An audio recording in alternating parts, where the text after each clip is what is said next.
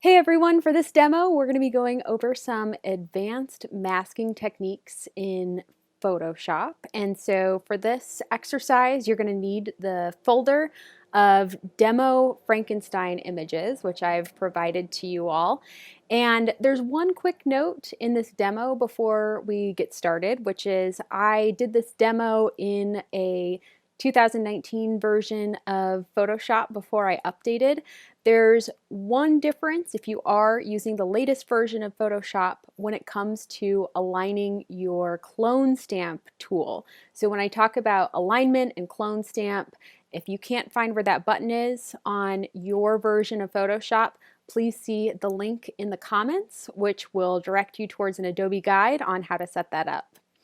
So the first thing I want to talk about is the relevance of this demo as far as what I do professionally, in the sense that we're going to be doing some complex masking on some pretty silly images to create a fake person, which seems, a little bit outlandish and funny, but I actually use many of these tools in my professional practice as a photographer and collage artist. So here's one of the commercial examples of my work I'd love to show you.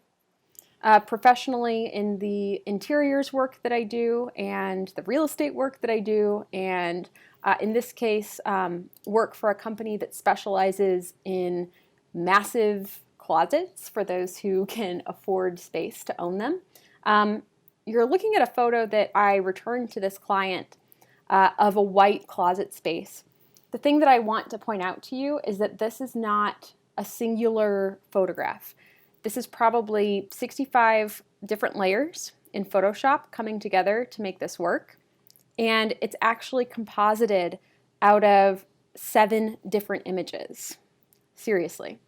And that's because in order to light something that's white, shiny, reflective, has mirrors involved, has really intense areas of highlights, like where all these purses are stored, I needed to take multiple images at different exposures and moving my light around the space in order to capture what in my head or my vision was that final piece that doesn't have any of the imperfections of any of the given photos on their own.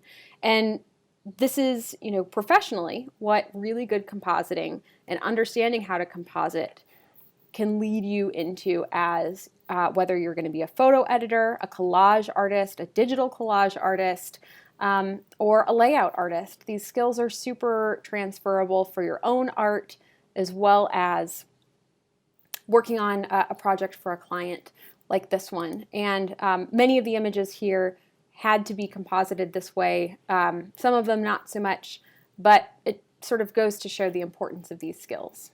I have Photoshop open down here. And what I've done is downloaded a few of my favorite images that I think will be useful to work with to show you in the demo. But with this and all technical exercises, when I'm looking at your project that you're submitting to show evidence that you watched the demo, worked with the demo, put together something on your own, I don't necessarily want to see something that looks exactly like the thing that I made while I was demoing something for you. I'm looking for the application of those skills. So maybe you started with what I was showing you, but ended up transforming and changing things significantly to make it your own work, and you spent maybe another 20 or 30 minutes putting together your composite, your collage, your illustration, and took ownership of that. So that's what I'm really looking for. So today, if you want to start out utilizing the exact same images as I am, that's totally fine. Or if you want to watch first and then work on your own images, that's also fine. But honestly, I make these videos so you can work at your own pace and be able to discover a few things on your own in that process. So I've downloaded just maybe 7 or 8 images, excuse me.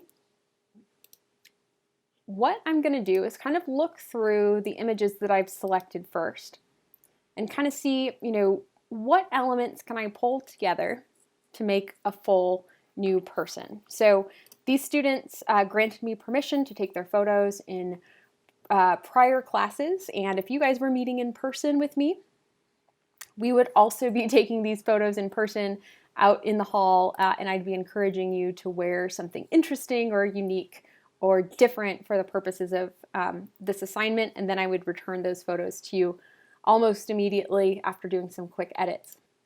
So I've made a selection of photos that I think I am interested in working with, and what you'll need to do first, if you want to write down this step, is write down the image or select an image that you're going to utilize kind of as your general starting point. So I'm going to start with this picture as my starting point. Differently from our collage, instead of starting on a plain white starting point, I'm going to use my selected photo as a starting point. So I'm going to go ahead and be proactive and save that as my Photoshop file. But we'll save this as last name, first name, technical exercise 2 underscore Frankenstein. And I'll go ahead and save that as a Photoshop file so I know that I can come back to it as I make a bunch of layers on this document. So I'm going to hit save. Cool. And now I can work ahead, and I know that my original picture of this student is saved if I need to pull it up as a JPEG, not modified. Again, this is a great quality to non-destructive editing.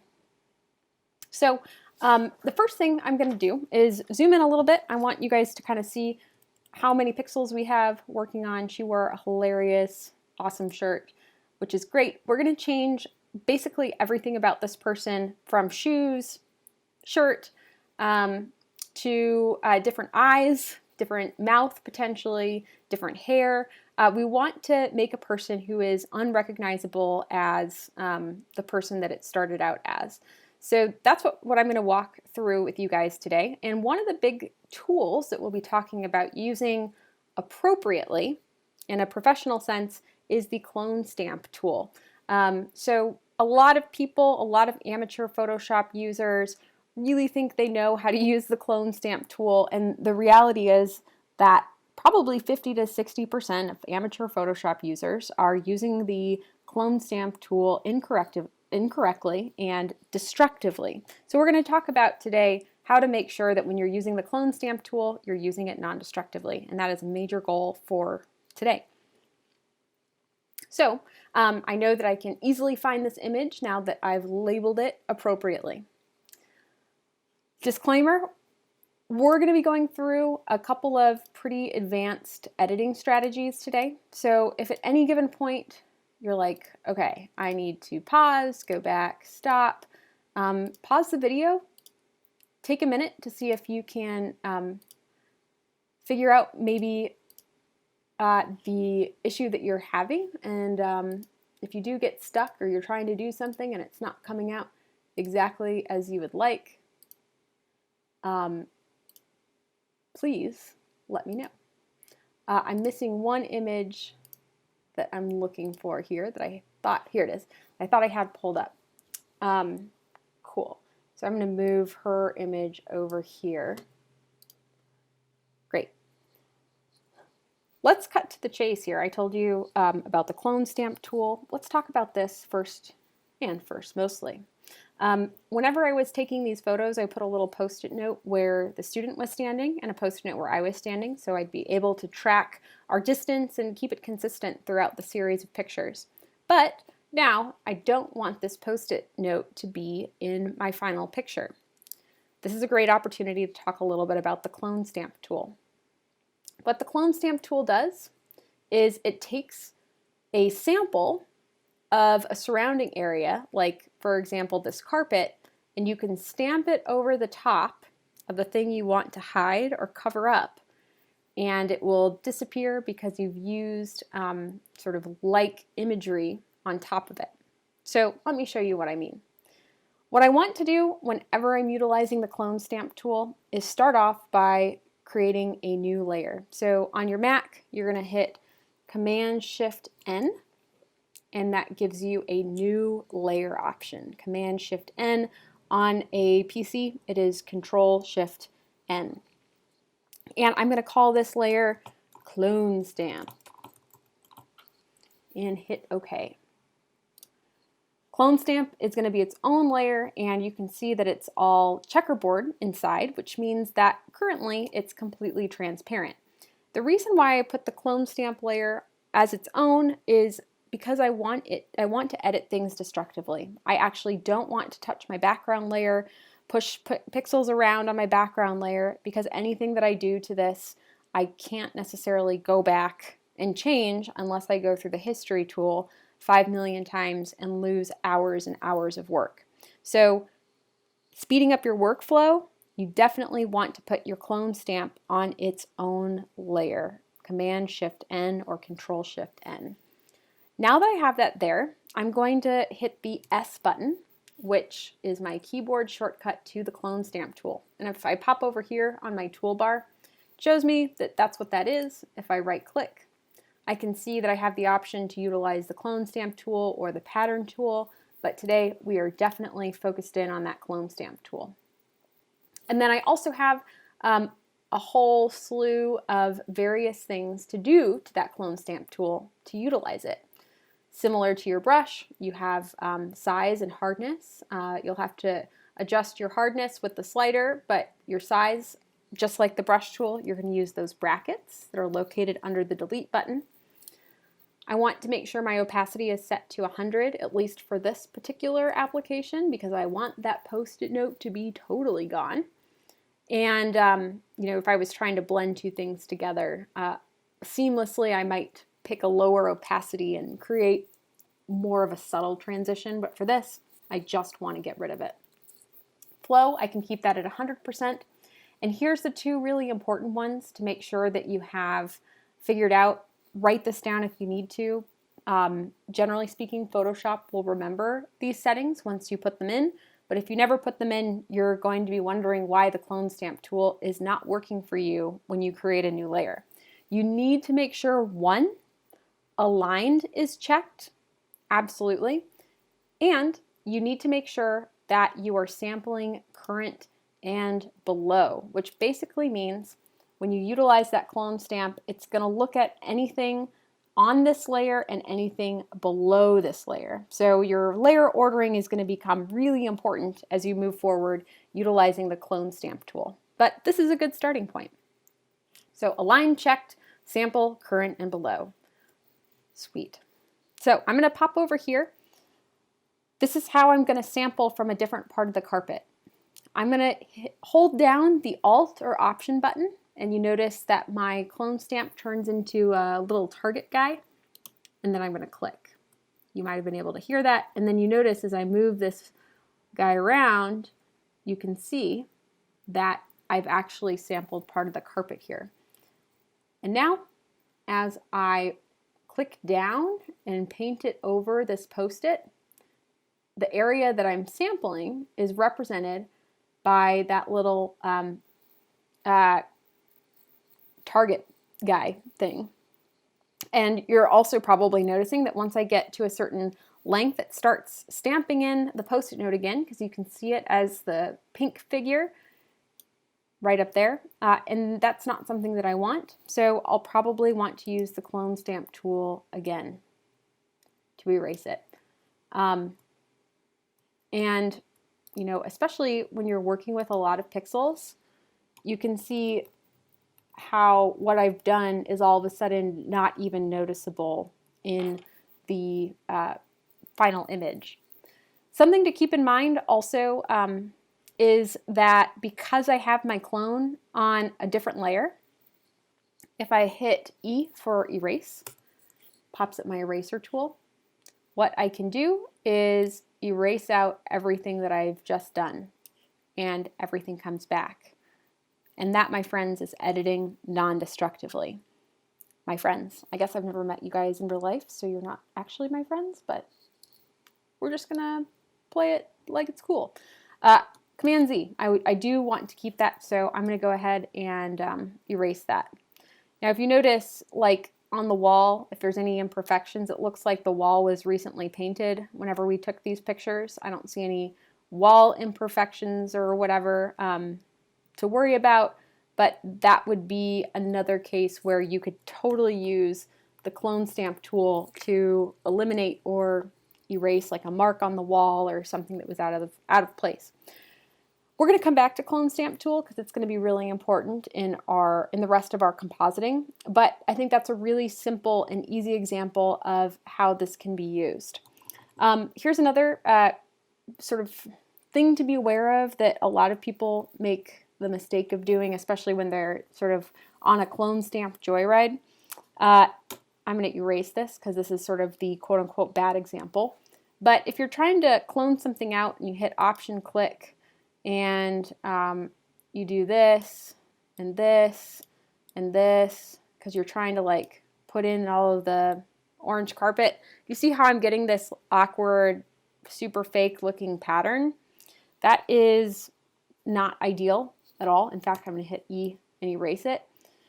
Whenever you're using the clone stamp tool, if you want to be really good about using it, you always want it to look as though you've not done anything at all. No one should be able to tell that you utilized it. If someone can look at your piece and say, oh, it looks like you went a little cray-cray with your clone stamp tool, it means you're not sampling from enough different areas and not pulling in enough different content to really make what you've done invisible to the eye looking at your piece from the appropriate distance. I hope that makes sense. There'll probably be more examples of that as we move forward. But I'm going to hit V so I can go back to my regular arrow tool. And the thing that I'm going to do next is actually change her eyes. So I'm going to zoom in on her face here.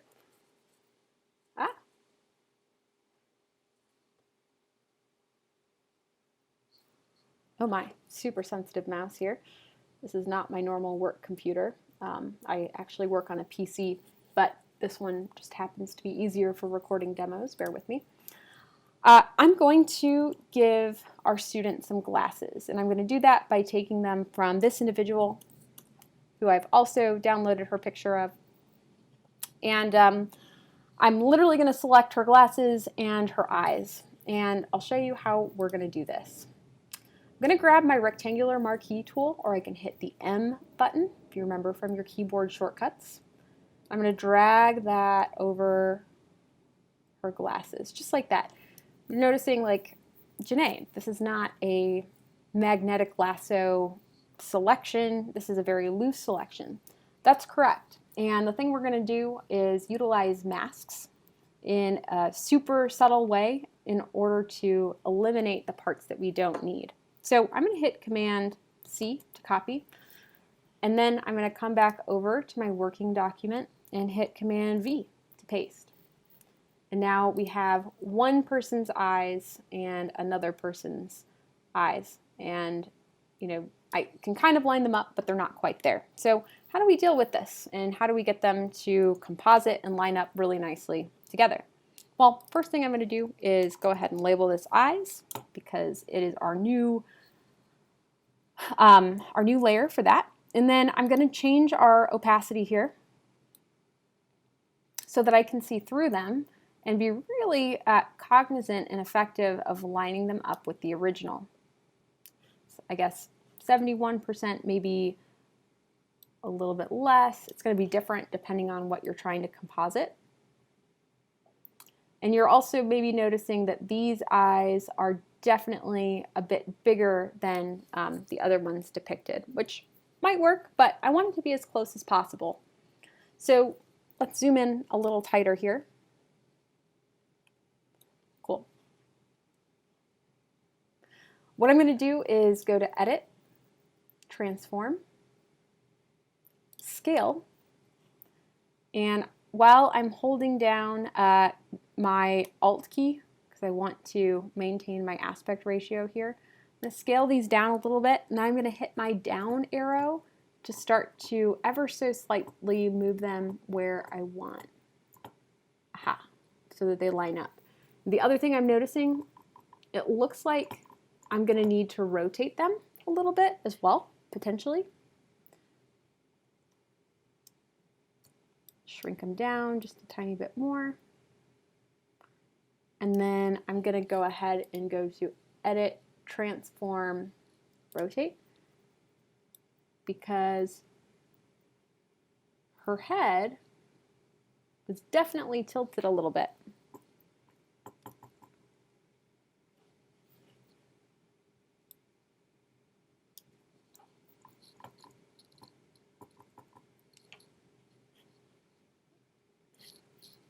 So I'm going to keep experimenting with this until I get it as close as possible. And yes, this might take just a little bit of time,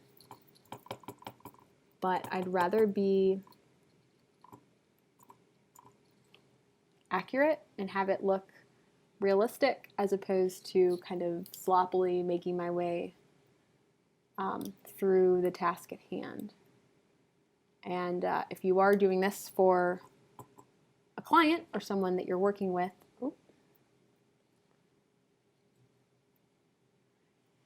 it makes a huge difference.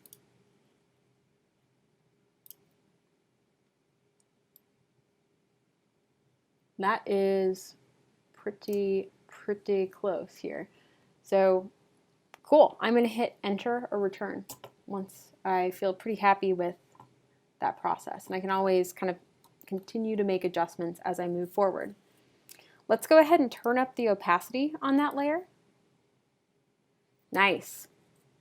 And utilizing the things that I can do with Gestalt and kind of picturing all of this together as a single face, I feel like it's pretty close. Am I going to keep it as a square? No. But I know that I've placed the eyes, the new eyes, in a place that makes sense. So let's add a layer mask to our eyes here. And I'm going to hit Command plus and zoom in yet again. And I'm going to hit B to grab my brush tool. And I'll hit X to make sure that I'm brushing out the right thing. But let's go ahead and eliminate the parts of the square that we don't need. Now the glasses don't quite line up, as you're seeing, like they're not peeking behind the ear like they did on the original student. But we might be replacing the hair, adding a hat anyways, so you know.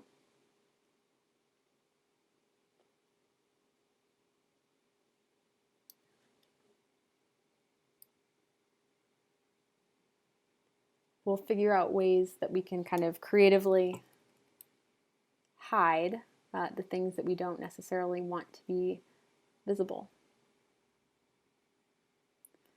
This can be really interesting because if you're merging skin tones that are a little bit different, in this case their skin tones are relatively similar, but you can always experiment with your blending modes because skin is all essentially factors of like pale tones and brown tones, and that can be really useful in determining you know, an accurate sort of skin tone look.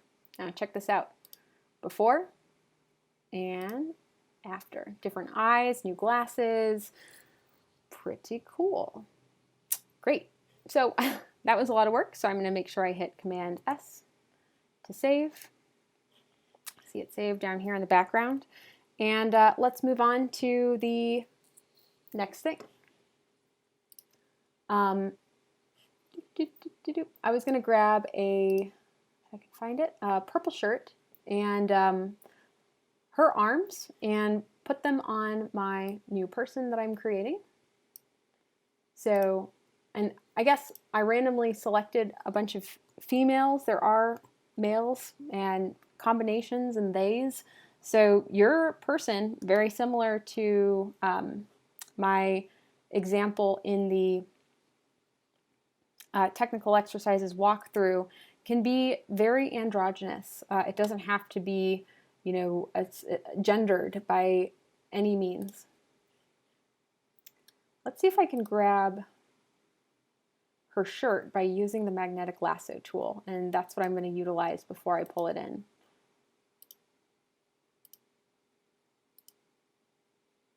Again, this, as I mentioned, is going to be some review for you guys, hopefully.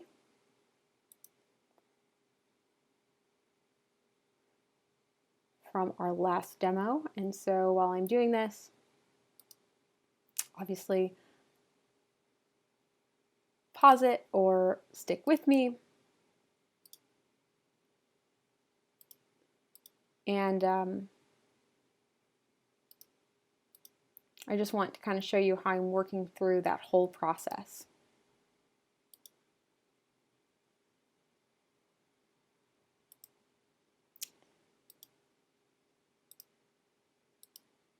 Again, I'm not being super careful here.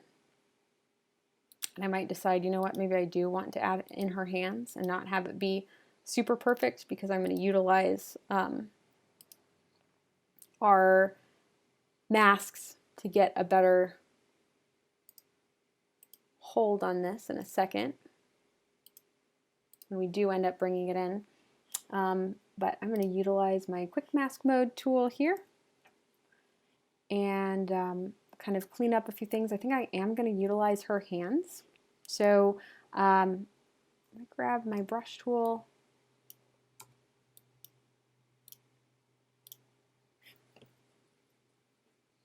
B.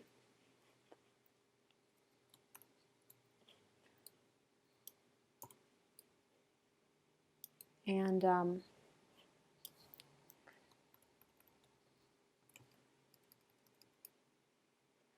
make sure that I have as much information as will be helpful.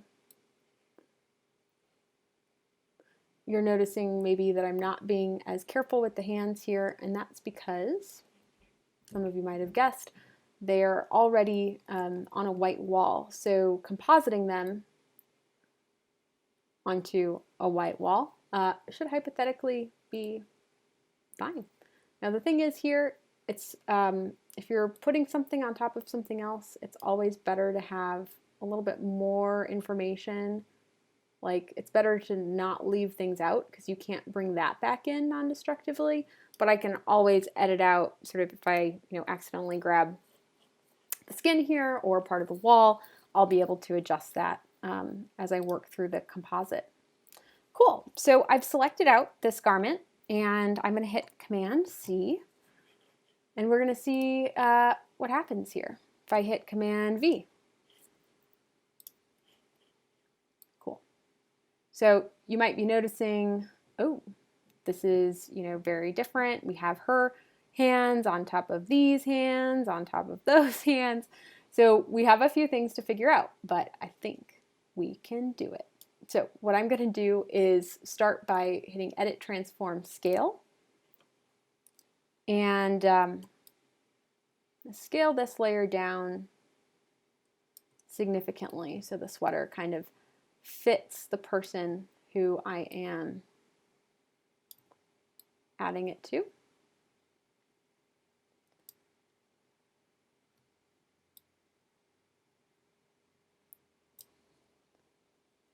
Cool. And then I'll hit Enter. Make sure that I call this shirt and Command Save in the background here. Try to get into the habit of being very cognizant of constantly saving your work. So you might notice, okay, well, we have a problem now because we have two different hands, two different arms. In fact, her new arms look a tiny bit too small. So I might actually scale this up a tiny, tiny bit.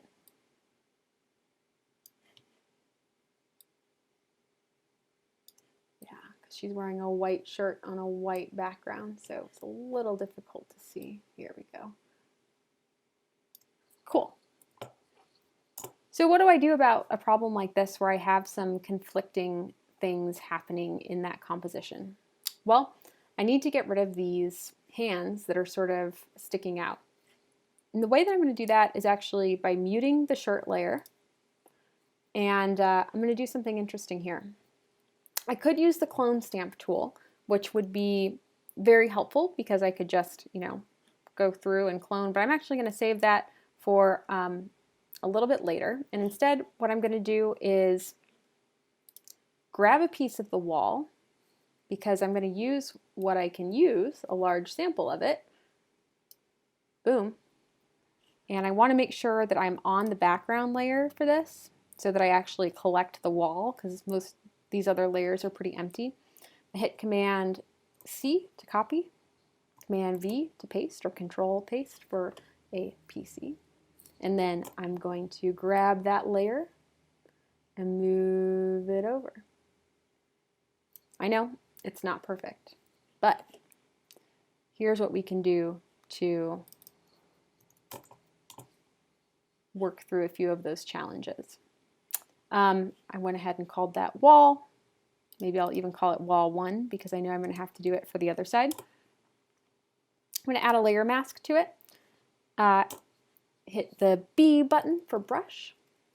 And then I am going to sort of, I'm going to make this a really soft brush because I want these layers to blend a little bit better.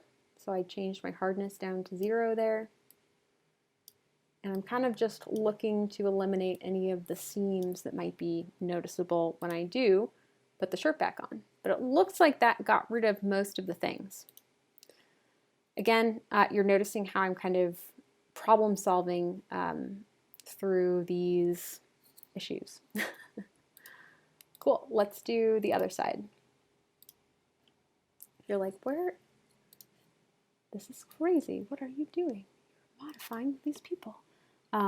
Command C to copy, Command V to paste. I'll call this one wall 2.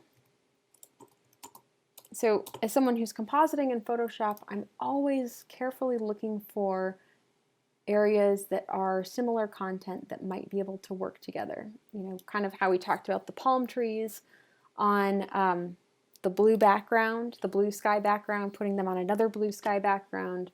Being able to start to see those relationships is going to help exponentially in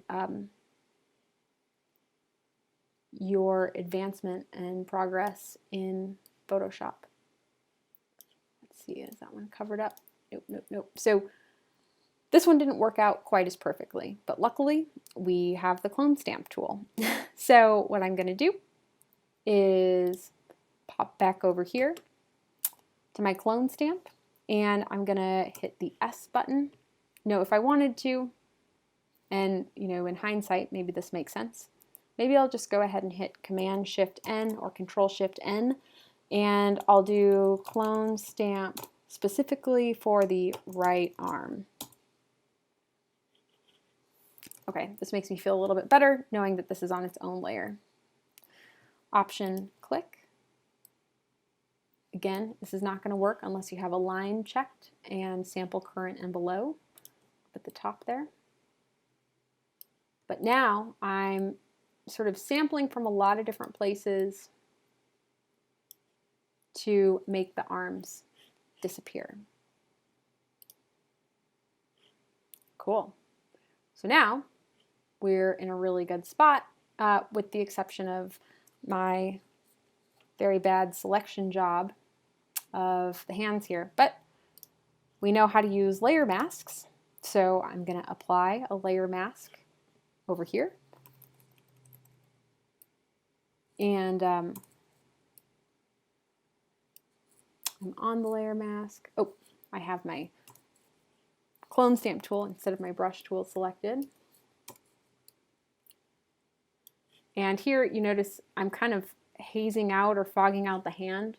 So with my brush tool, I probably want to bring my hardness back up to in the 60s or 70s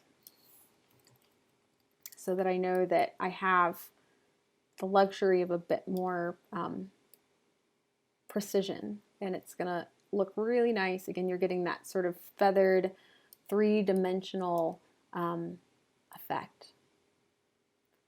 And it also, in hindsight, I probably should have hit select modify feather on her sweater here before I brought it in, but I think this is gonna mesh pretty nicely on the white background. It doesn't look like it's super harsh, but you know, that's one of those things when you're doing online demos, you're like, oh, you know what, maybe I should have done that.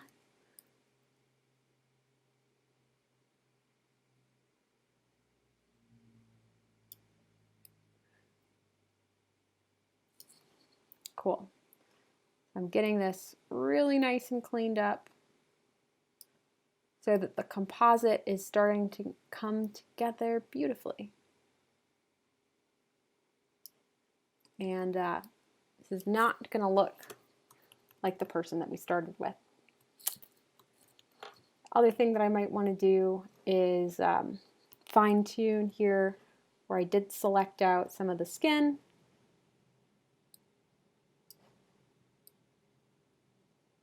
And some of the wall.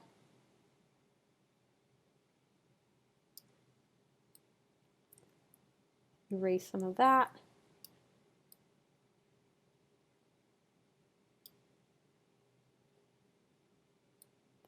So that we're getting a really nice, clean selection.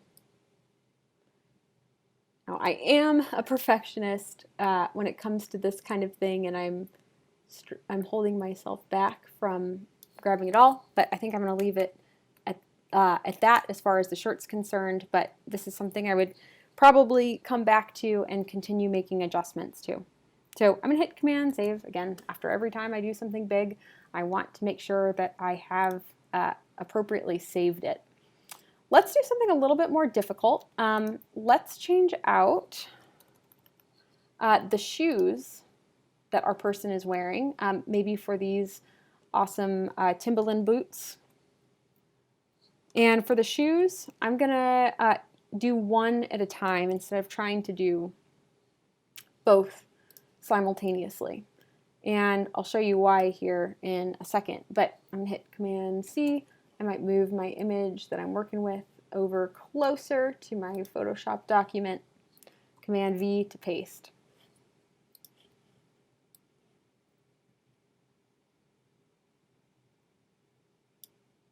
All right, so that is shoe 1. And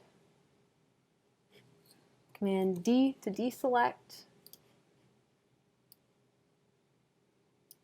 Command C.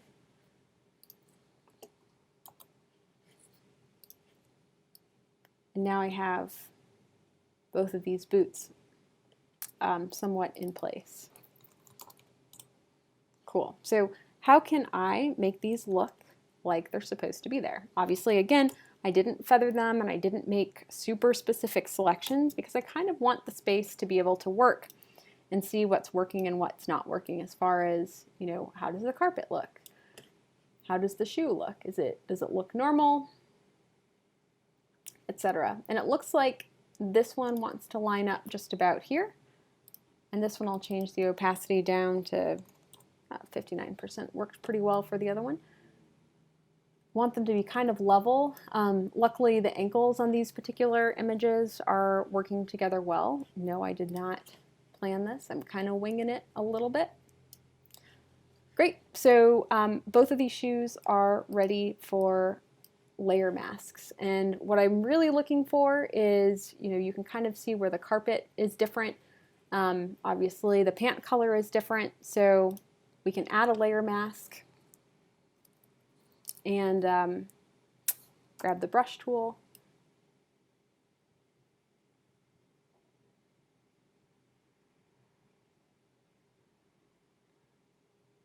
And really make this mesh up.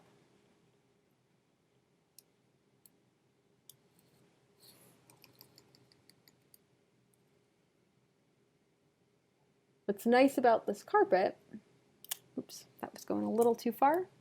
So I will go back. What's nice about this carpet is that it sort of really kind of meshes into itself, which you'll notice if you're working with like a carpet surface or a grass surface.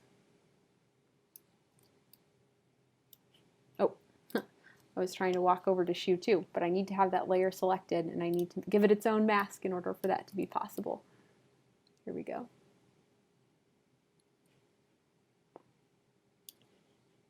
Change the opacity to be up a bit.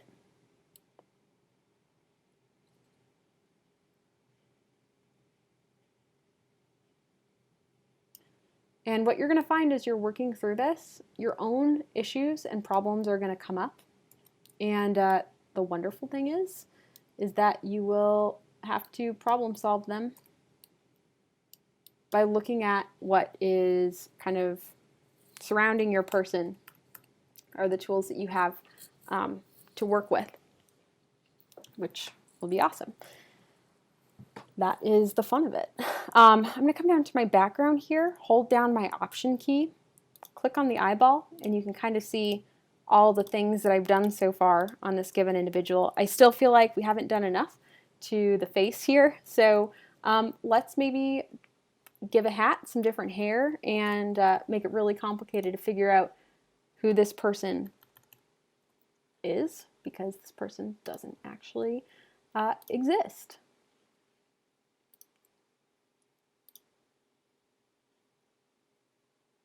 Cool. Okay. Okay. So maybe we'll go for this blonde hair. This will be an interesting challenge. I know we stole the boots, but you might consider looking through some other images that might be helpful as well. I'm going to grab I'm going to grab the magnetic lasso tool. Isn't going to be super helpful since I have all of these wispies. So I actually think for this case, the best tool is going to be the straight up lasso tool. Now, do I recommend using this for all of your lassoing needs? Definitely niche. But do I recommend using it for, see, I already messed up. Something like this? Yes, absolutely. But just know that there's going to be a bit of work on the back end, Command C, to fully make this come together.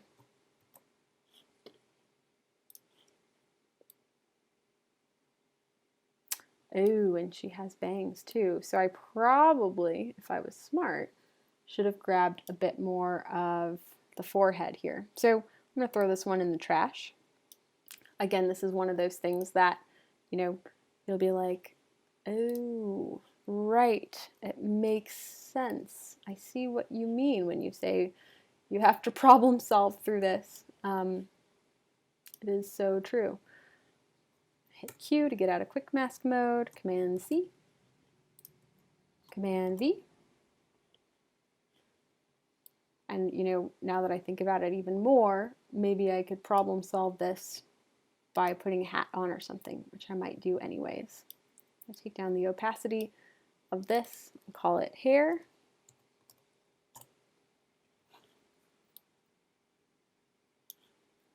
Let's come up just a tiny bit so we can see through it, but not too much. Edit, transform, scale. And again, I feel totally confident making things smaller with this transform tool, but I don't really want to make things get larger. So that's one thing that I'm kind of being careful about looking out for.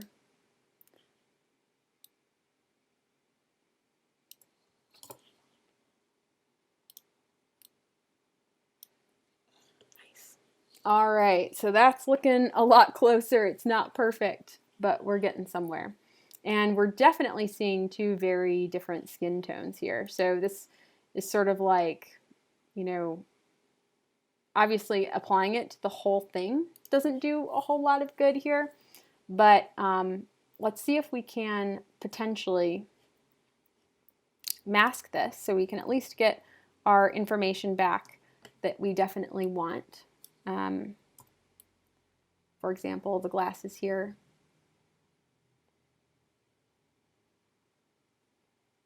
And the side of the face.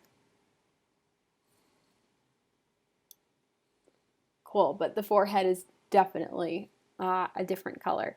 Well, there's a couple things you can do about this, and we're going to go further at length with tools as far as hue, saturation, and color modification next week for sure. But I will give you a brief introduction to it today so you can kind of see what I would do to deal with the fact that the skin tones are a little bit different.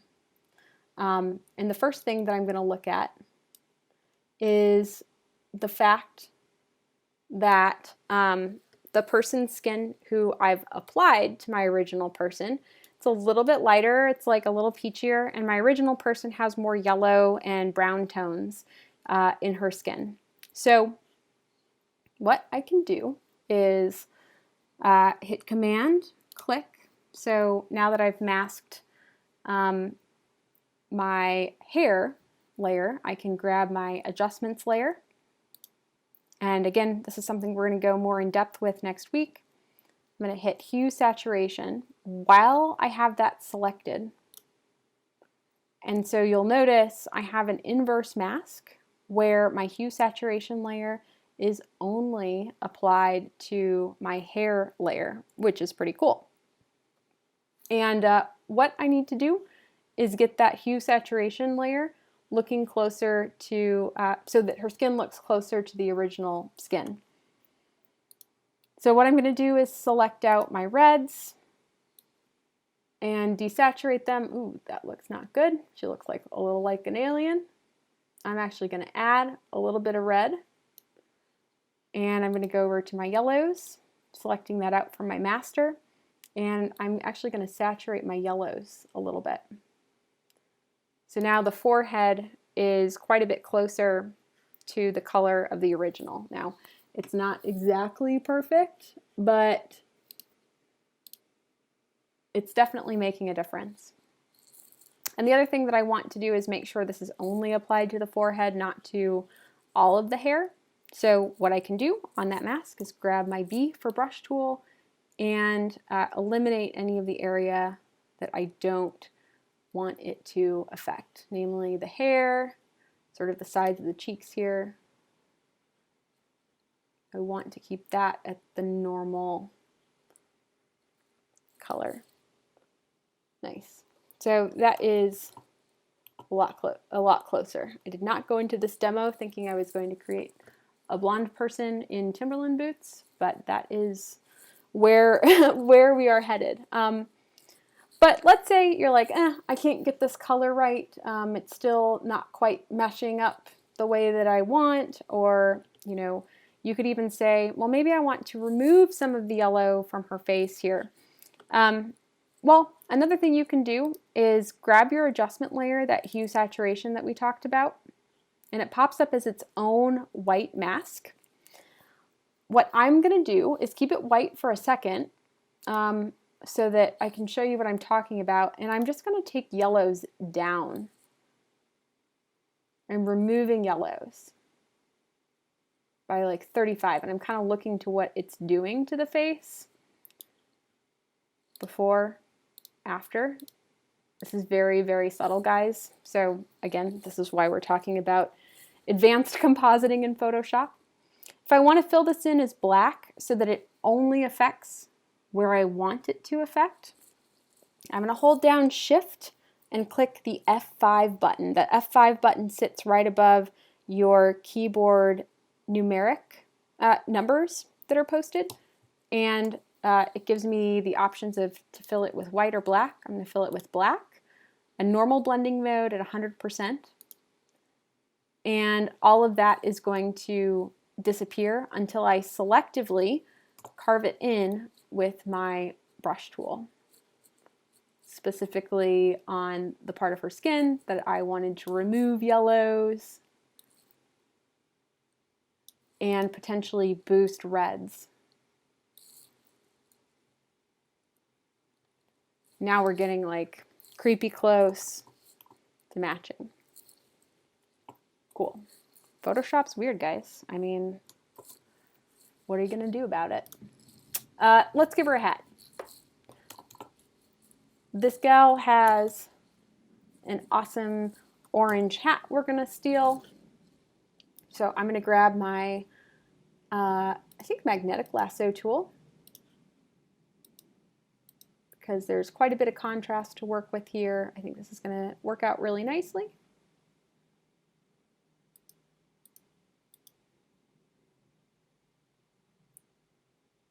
Awesome.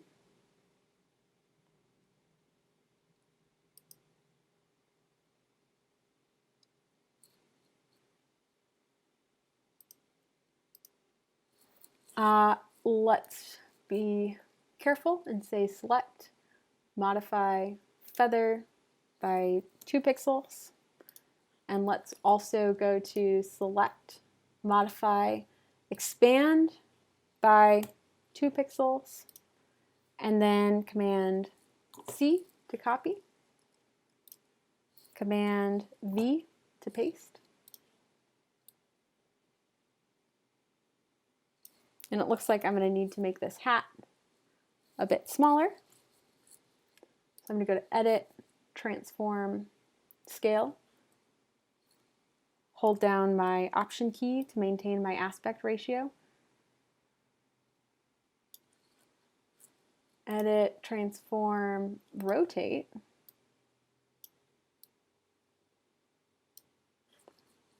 Edit, Transform, Scale again. Hold down the Option key. It's looking a little bit more like a headband. Maybe that's okay.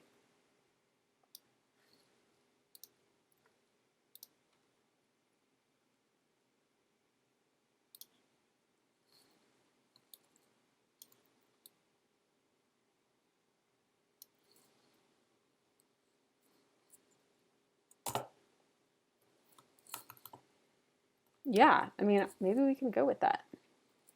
Again, be open. These technical exercises are not supposed to be your greatest, most amazing work ever, but do your best to get close and have it feel intentional. Let's do it. Let's do the headband.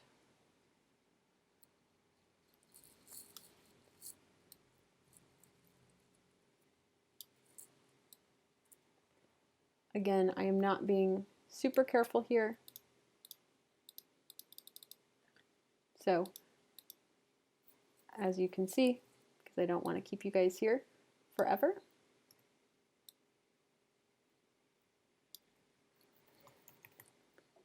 cool. So we are getting somewhere. If I hold down the Option key, click background, that is pretty significant. The last thing I want to show you before we wrap up for today is the idea of putting a graphical element onto your work surface. And I did have one person, I think the Rolling Stones t-shirt in here somewhere. If I can find that image. Here we go. You know, something that you might experiment with if you are going to include a graphical element is blending modes, because when that gets applied on the shirt or the surface, it is possible to make other aspects sort of, oops, I lost it. Again, if magnetic lasso goes crazy on you, just double click and then it should turn into this. Hit Command D to deselect. I'm going to try that. You know what? Why am I using the magnetic lasso tool? I'm going to use the polygonal lasso tool because it is more of a squared off graphic, and I'm not trying to be hyper perfect right now. There we go. Select, modify, feather by 2 pixels. Perfect. Command copy.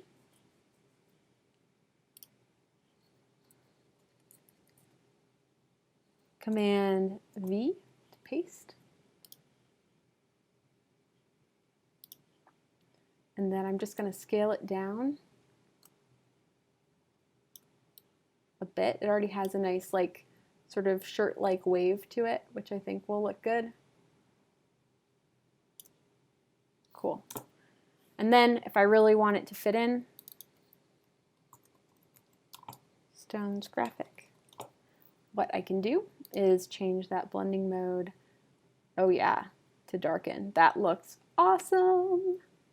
You know, but I can test them all out and see, but I think darken is going to be the way to go for this one. And then maybe while I have that selected, maybe I'll sort of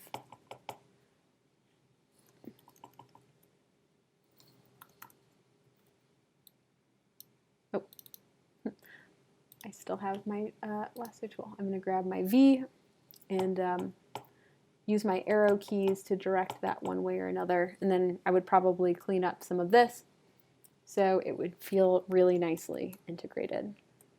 So yeah, I've basically created a new different person. You can change out eyes, mouth, nose, all of that, which is very fun. We're going to look closer at these adjustment layers next week. But if you want to stick around for a bonus demo on hair color, because some of you guys might be curious, I will post that to D2L also. But if you're feeling a little overwhelmed and you just want some time to work, I will let you do that. Awesome. Thanks guys so much for tuning in.